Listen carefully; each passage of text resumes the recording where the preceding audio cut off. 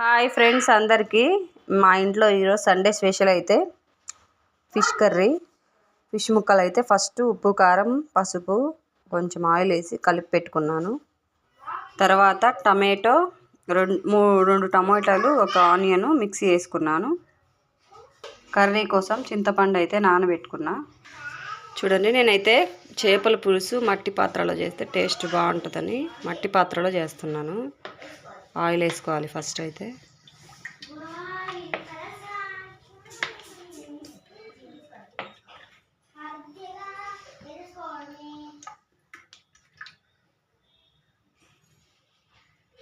దీంట్లో ఇప్పుడు కట్ చేసి పెట్టుకున్న ఆనియన్స్ పచ్చిమిర్చి కరివేపాకు అయితే వేసుకోవాలి.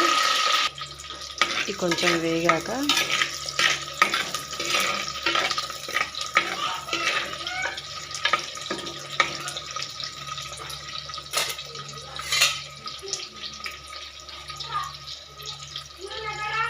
దీంట్లో ఇప్పుడు టమాటా ఆనియన్ మిక్సీ పట్టుకున్న పేస్ట్ అయితే వేసుకోవాలి. పట్టిన పేస్ట్ వేసి కొంచెం వాటర్ అయితే వేసాము. ఇప్పుడు దీంట్లో కొంచెం ఉప్పు పసుపు అయితే వేసుకోవాలి. అల్లం వెల్లుల్లి పేస్ట్ కూడా ఫిష్ ముక్కలలో వేసి కలిపి పెట్టా కాబట్టి దీంట్లోకి అవసరం లేదు. ఫిష్ ముక్కలలో నేను సాల్ట్ కొంచెం వేసాను కాబట్టి దీంట్లో కొంచెం వేసుకుంటున్నాను.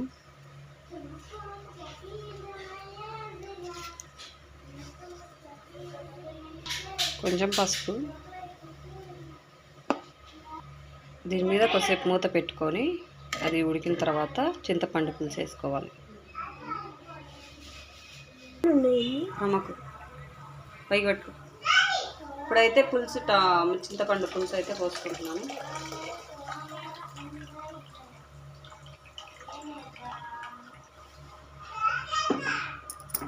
చింతపండు పులుసు అయితే ఉడికిన తర్వాత ఫిష్ ముక్కలు వేసుకోవాలి. చూడండి, పులుసు అయితే తాగింది కదా. ఇప్పుడైతే ఫిష్ ముక్కలు అయితే అందులో వేసుకోవాలి.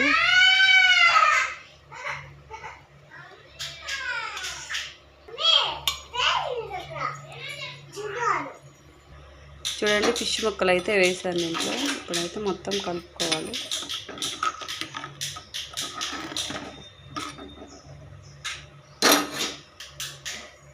దీంట్లో కొంచెం ఇప్పుడు మసాలా అయితే వేసుకోవాలి. ఈ మసాలా వేస్తే బాగా ముక్కలకు పట్టిద్ది.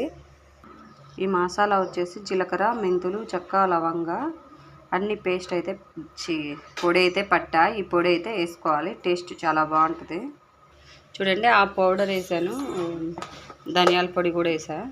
ఇప్పుడైతే కలుపుకోవాలి.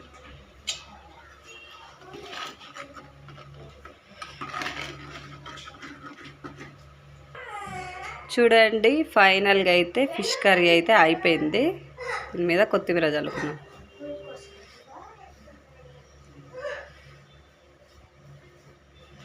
టేస్ట్ అయితే సూపర్ ఉంది. Like share and subscribe Tanshi princess vlogs.